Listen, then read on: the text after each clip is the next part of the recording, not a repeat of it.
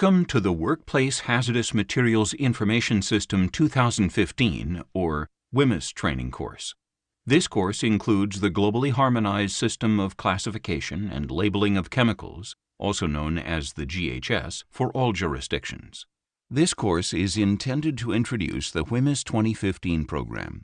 The GHS was adopted in Canada in 2015 as part of the revised WHIMIS program, and it replaces WHIMIS 1988. WHIMIS 2015 is currently in force in Canada, and as of December 1, 2018, all workplaces must have switched to the new requirements. Throughout this course, you may pause at any time to take notes or return to a previous slide in order to review. At the end of the course is a final quiz. You must complete the quiz in order to receive your certificate of completion. You will encounter scenarios and review questions throughout the course. These questions are not part of the requirements to receive your certificate of completion, but are meant to help you reflect on the material you have learned. The information used to create this training program draws on several public sources and subject matter experts, in addition to excerpts from the legislation as referred to throughout the course. This course is not intended to provide legal advice, but to act as a guide to help employees understand their rights and responsibilities under the legislation. If there is a discrepancy between this course and WHIMIS 2015, its associated regulations, or any other applicable legislation, the legislation will always prevail. Let's start with an overview of what this session covers. In this training course you will learn 1. What WHIMIS 2015 is and the roles and responsibilities of all parties in the workplace. 2. The new hazard classes and pictograms that form WHIMIS 2015. 3. Information requirements for safety data sheets, SDSs, and labels. And 4. Where to find additional hazard information through workplace-specific education and training. By thoroughly examining each learning objective, this training course will provide you with the skills and knowledge to safely store, handle, use, and dispose of chemicals as part of an employer's safety program. Please note that this training may be amended in the future to reflect new changes in the regulations surrounding chemicals. Let's dive right in. In this section, we discuss the background to WHIMIS 2015, as well as the roles and responsibilities for employers, workers, health and safety committees, and suppliers. The Workplace Hazardous Materials Information System, WHIMIS, was initially introduced in the 1980s when the federal, provincial, and territorial governments implemented new legislation to protect workers and reduce the instances of workplace illness and injury. However, since that time, it became apparent that the classification system used in WHIMIS 1988 wasn't enough. In February 2015, Canada adopted the 5th revised edition of the globally harmonized system of classification and labeling of chemicals, creating WHIMIS 2015. So, before we dive into WHIMIS 2015, let's take a moment to discuss the various roles and responsibilities under WHIMIS 2015, including your own. Click on a tab to learn about each workplace party's roles and responsibilities under WHIMIS 2015.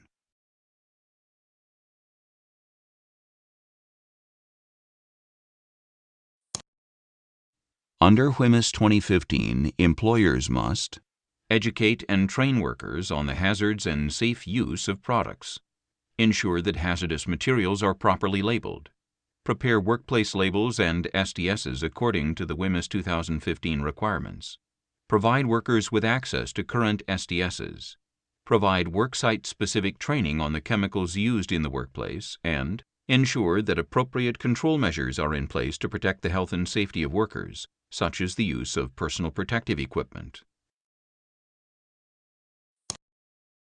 Under WHIMIS 2015, workers must participate in chemical and hazardous product safety training programs, take the necessary steps to protect themselves and their coworkers, participate in identifying and controlling hazards, inform a supervisor, manager, or safety representative if they become aware that a product isn't appropriately classified, report any violation of safe work procedures connected to WHIMIS 2015 to their immediate supervisor, manager, or safety representative, and inform their employer if there is a missing or illegible label or SDS, or if they do not have the information required to work safely with a chemical.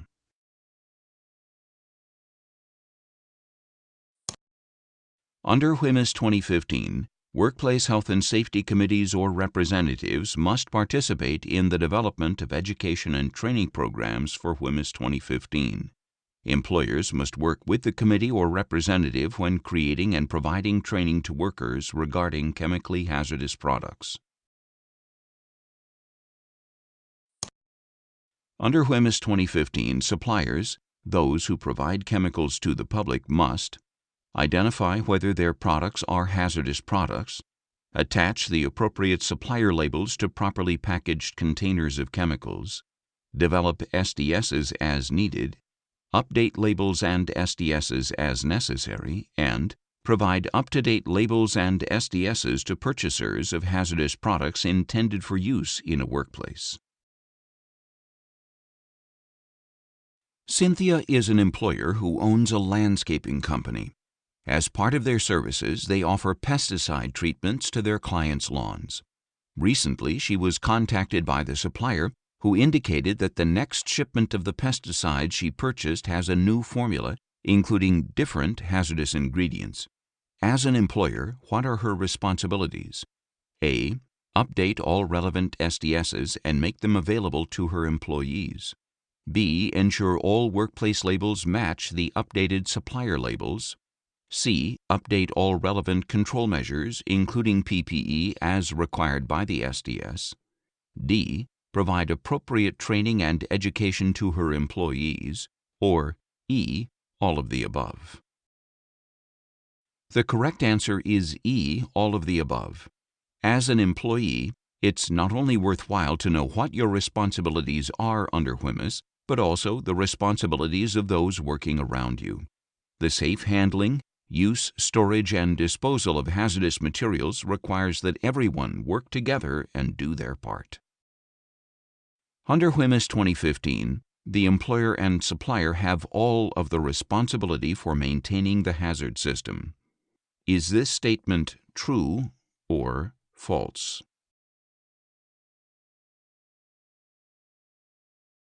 If you answered false, you are correct.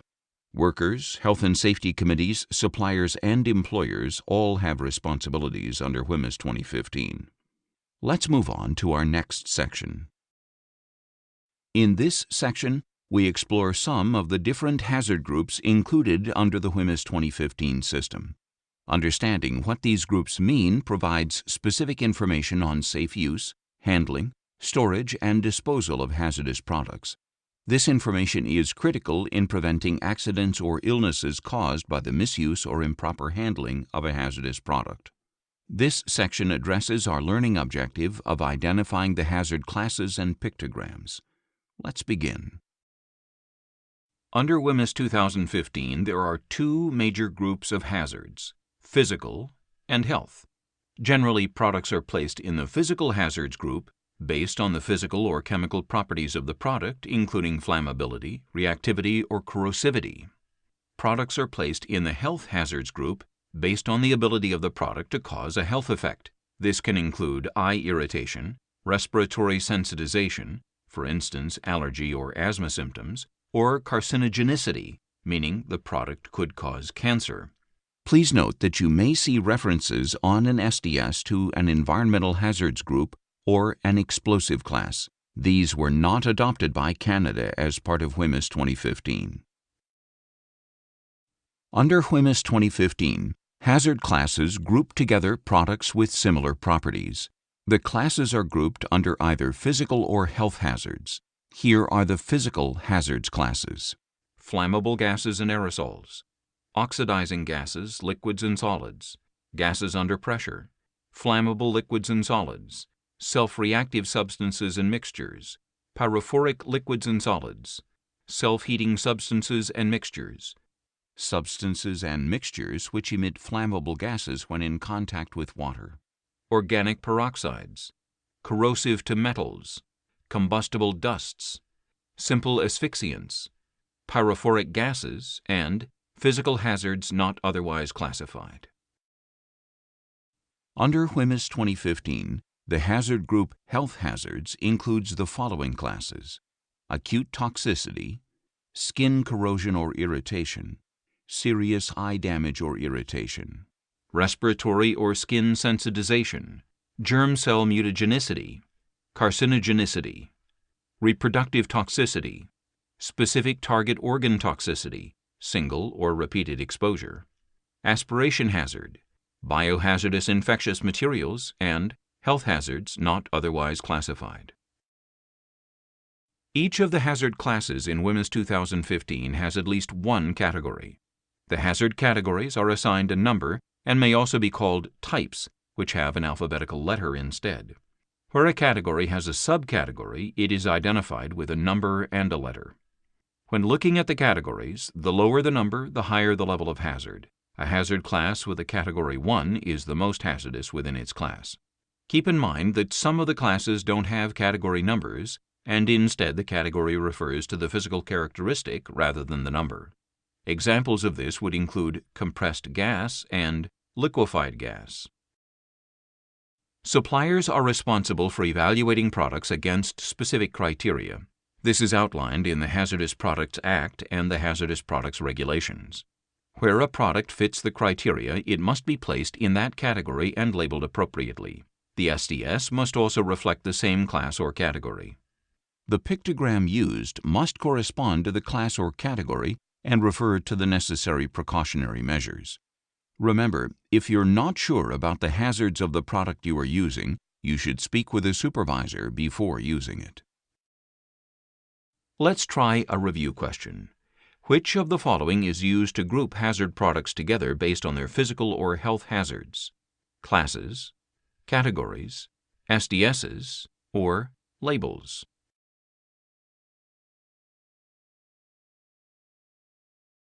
If you answered A, classes, you are correct. Under WHIMIS 2015, hazard classes are used to group products with similar properties together. The classes are grouped under either physical or health hazards.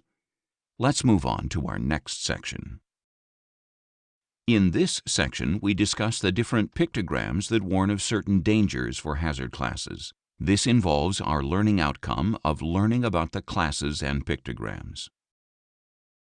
Pictograms are graphic images that show what type of hazard is present when the product is being used. The pictograms used in WHIMIS 2015 have significant differences from the ones used under WHIMIS 1988. Pictograms have a distinctive red square as a border, and the square is set on one of its points. The only exception to this is the pictogram for biohazardous infectious materials. The image inside the border depicts the specific hazard. Let's examine some pictograms and their meanings. The flame pictogram is used for fire hazards. Here are a few examples of the classes that would feature the flame pictogram: flammable gases and aerosols, self-heating substances and mixtures, and substances and mixtures which emit flammable gases when in contact with water. The flame over circle pictogram warns of oxidizing materials. Some examples of the classes that would feature this pictogram are oxidizing gases, oxidizing liquids, and oxidizing solids.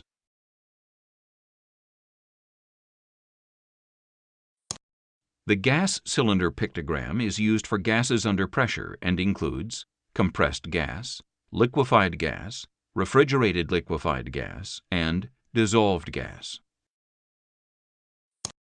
The corrosion pictogram is used for products that may cause corrosive damage to metals as well as skin and eyes. Classes include corrosive to metals, skin corrosion or irritation, and serious eye damage or eye irritation. The exploding bomb pictogram is used for the danger of explosion or reactivity hazards. The classes include self-reactive substances and mixtures and organic peroxides. The skull and crossbones pictogram indicates that the product can cause death or toxicity with short exposure to small amounts. Classes include acute toxicity, oral, dermal, and inhalation.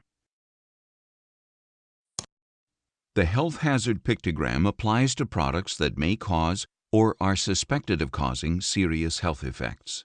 Some of the classes the pictogram applies to include respiratory or skin sensitization, carcinogenicity, reproductive toxicity, and aspiration hazard. The exclamation mark pictogram indicates that a product may cause less serious health effects or damage to the ozone layer. Here are some examples of the classes that this pictogram applies to: skin corrosion or irritation, serious eye damage or eye irritation, and specific target organ toxicity. The hazard pictogram for the biohazardous infectious materials class indicates the classes where there is a danger of organisms or toxins that can cause diseases in people or animals.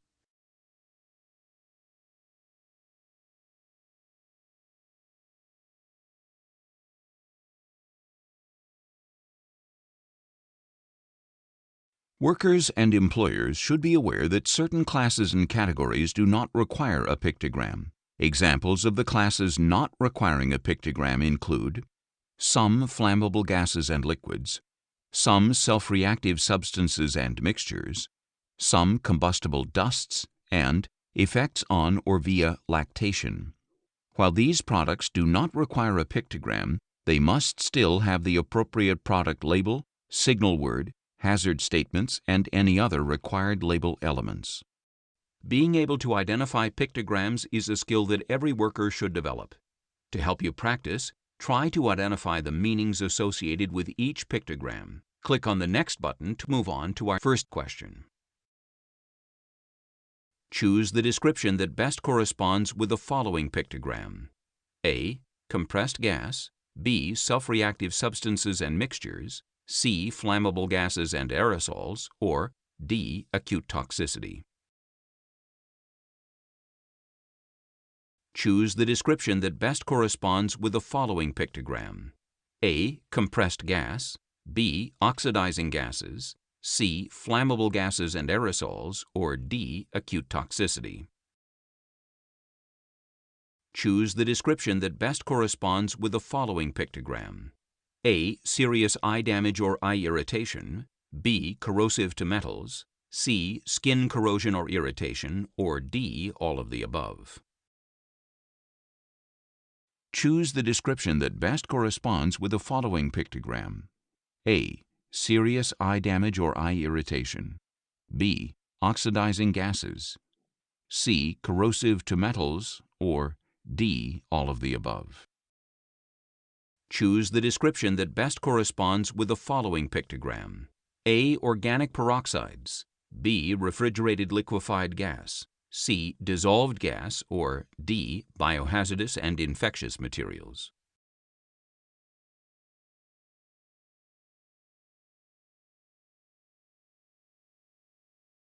Being able to identify pictograms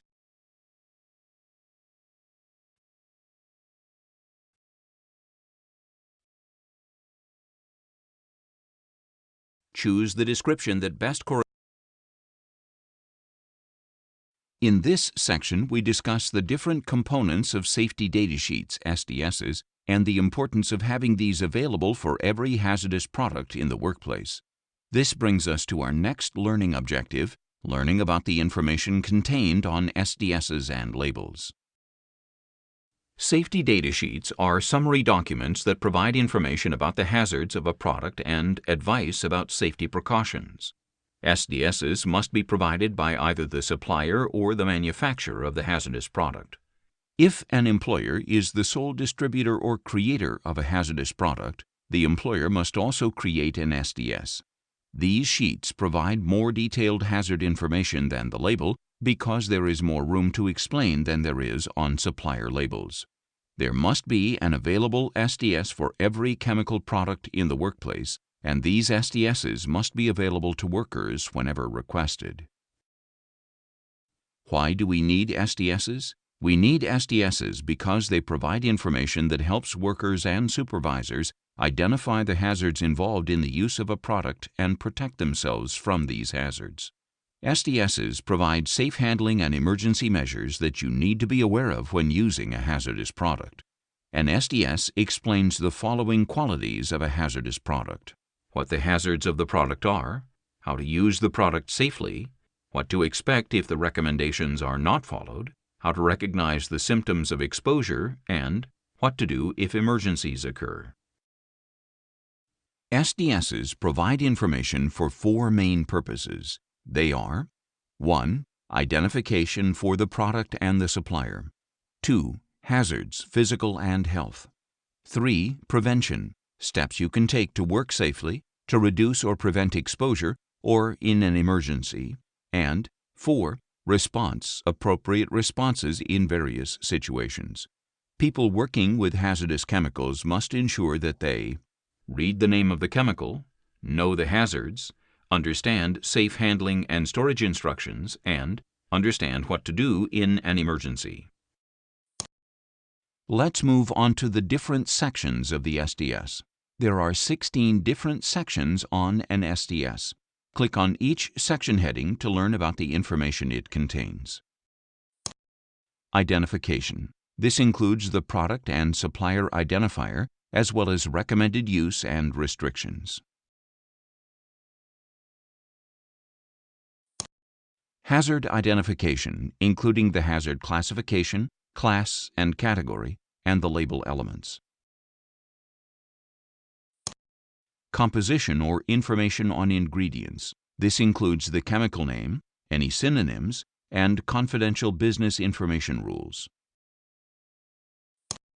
First aid measures. These include measures based on the route of exposure, for example, inhalation, skin contact, eye contact, and ingestion. Firefighting measures. These include what will and won't extinguish a flame involving the product. Accidental release measures. These include personal precautions, protective equipment, and emergency procedures, including containment and cleanup. Handling and storage. This includes precautions for safe handling and conditions for storage.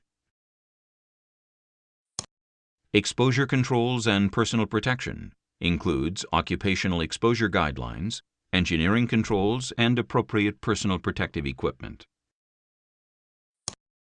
Physical and chemical properties, including appearance, odor, flammability and melting, freezing, boiling, and flash points. Stability and reactivity includes the possibility of hazardous reactions, conditions to avoid, including vibration, shock, or static discharge, and incompatible materials.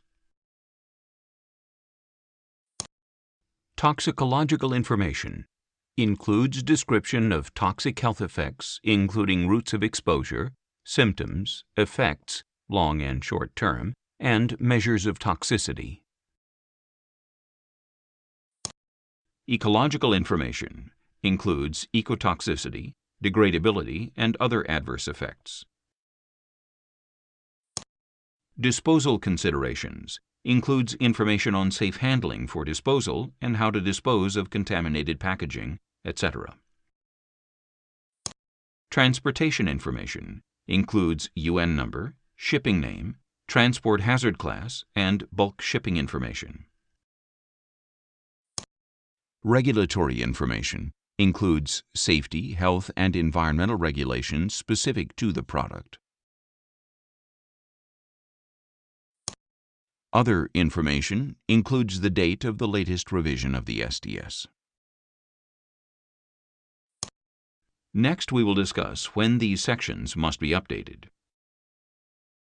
SDSs must be accurate at the time that the product is present in the workplace. Suppliers and manufacturers must update their SDSs as soon as they are aware of significant new data.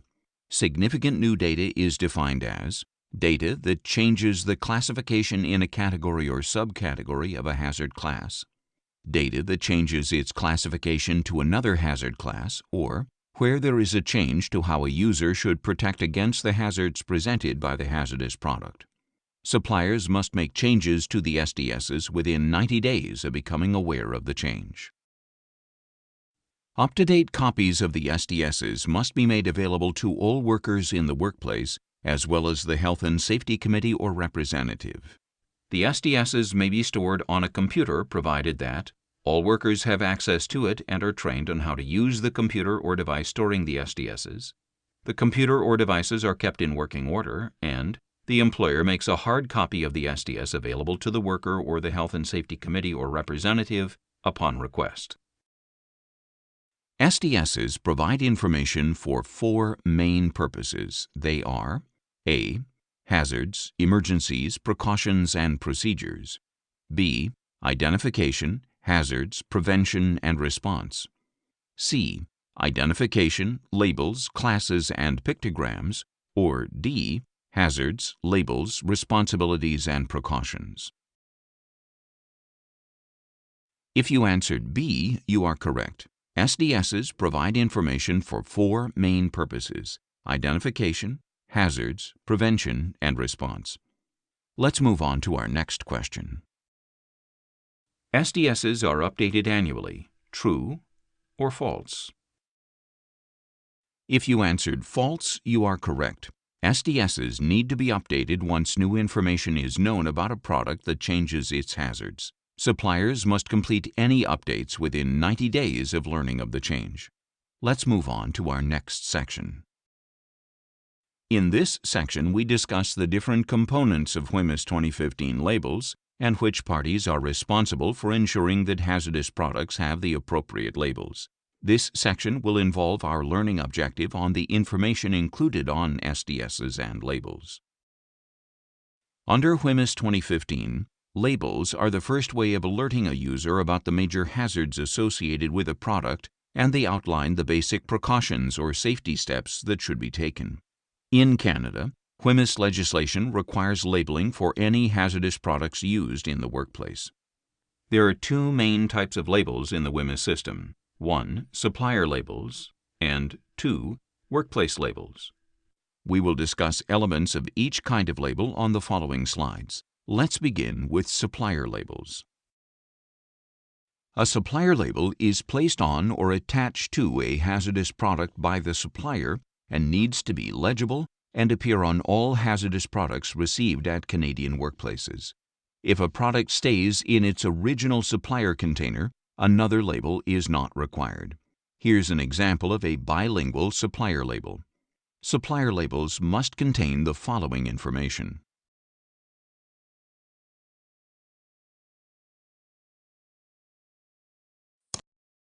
the product identifier, for instance, the brand name or common name.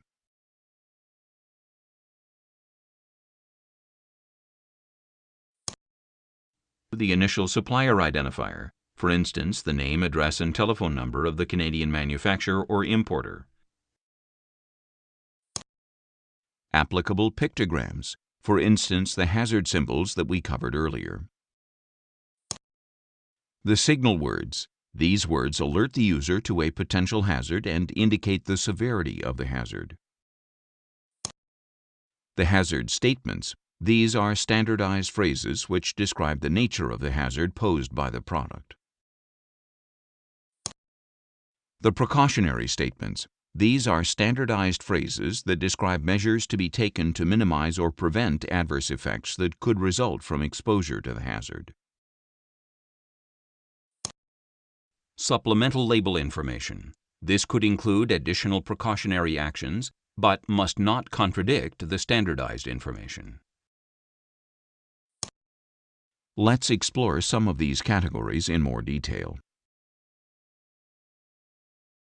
A signal word is a prompt that alerts a person to the degree or level of hazard of a product. Under WHIMIS 2015, there are only 2 signal words that can be used: danger and warning. Danger is to be used for high-risk hazards, while warning is to be used for less severe hazards. When the signal word is assigned to a particular hazard class and category, it must be shown on the label and listed in Section 2 of the SDS. Please note that some classes or categories do not have signal words associated with them. In addition to signal words, SDSs also have hazard and precautionary statements. Let's take a moment to review each of these. Hazard statements are brief, standardized sentences that provide more information about the exact nature of the hazard of the product. While these statements are short, they are meant to describe the most significant hazards of the product. Some example hazard statements include: extremely flammable gas, contains gas under pressure, may explode if heated, fatal if inhaled, causes eye irritation, and may cause cancer. The wording of the statement reflects the degree of the hazard. Precautionary statements provide advice on how to minimize or prevent adverse effects resulting from exposure to a hazardous product or resulting from the improper storage or handling of a product. The wording of these statements must be standardized and harmonized. These are the 5 types of precautionary statements: 1. General. 2. Prevention. 3. Response, including first aid. 4. Storage. And 5. Disposal. On the next slide, we will discuss some examples of precautionary statements. Here are some examples of precautionary statements. Keep container tightly closed. Wear protective gloves and/or protective clothing and eye protection or face protection. If exposed or concerned, get medical advice or attention. Fight fire remotely due to risk of explosion, and protect from sunlight. The precautionary statement chosen must be consistent with the degree of the hazard associated with the product. Let's review what you've learned about labels. Janelle is working in a paint factory when she notices the supplier label is missing from the drum of dye she is working with. What should Janelle do? A. Stop and inform her employer of the missing label. B. Ignore the problem and continue working. C. Stop what she's doing and go home. Or D. Tell all her friends about the silly situation that happened at work. If you chose A. Stop and inform her employer, you're correct. If Janelle's job requires her to use the dye for each task she's doing and the supplier label is missing, she should stop using that product until the hazards can be properly identified. As an employee, she also has a responsibility to inform her employer of the missing label. What are hazard statements? A. Brief, standardized sentences that provide more information about the exact nature of the product. B. Advice on how to minimize or prevent adverse effects resulting from exposure to a hazardous product. Or C. A prompt that alerts a person to the degree or level of hazard of a product.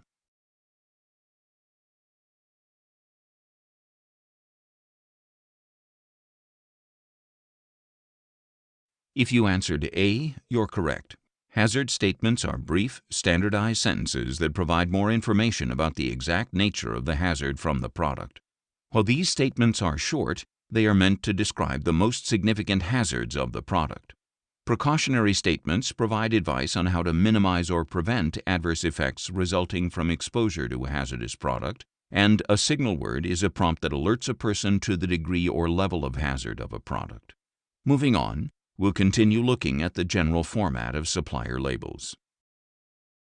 Under WHIMIS 2015, there is no set format for supplier labels, but they must be in English and French.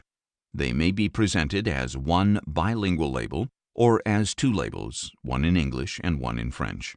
Supplier labels must also have the pictogram, signal word, and hazard statement grouped together, be clearly and prominently displayed on the container, be easy to read without magnification, and be in contrast with any other information on the product or container.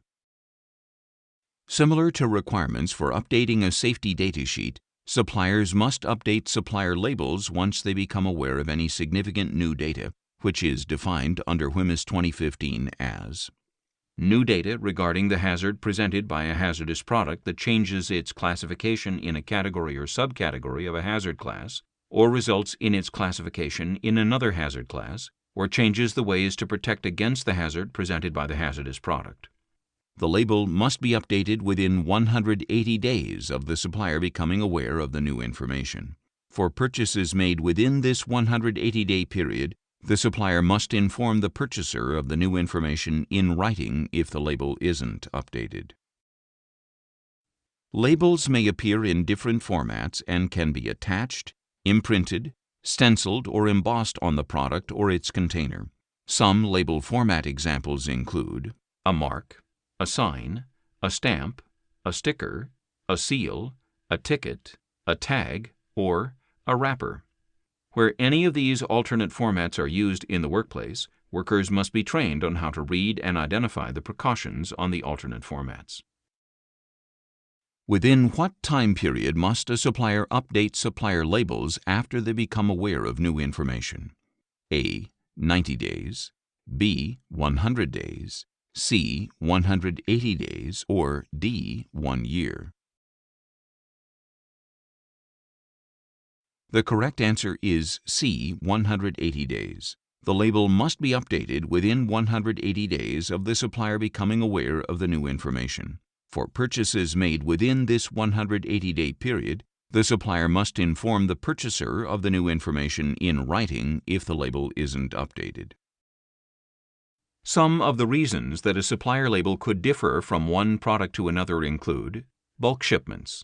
A labeling exemption exists for products sold without packaging.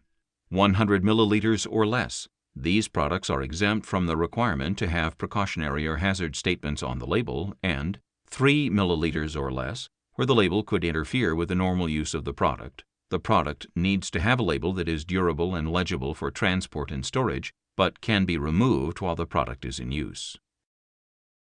Always check whether there is a label present on the product before using it. If the label can be read, you must read, understand, and follow the instructions on the label and SDS, in addition to any education and training provided by your employer. When reading a label, you should ask a supervisor or manager for a new label if you can't read it. Refrain from using the product if you can't read the label or if the label is missing. There could be hazards you are unaware of. And ask a supervisor or manager if you are unsure how to store or use a hazardous product.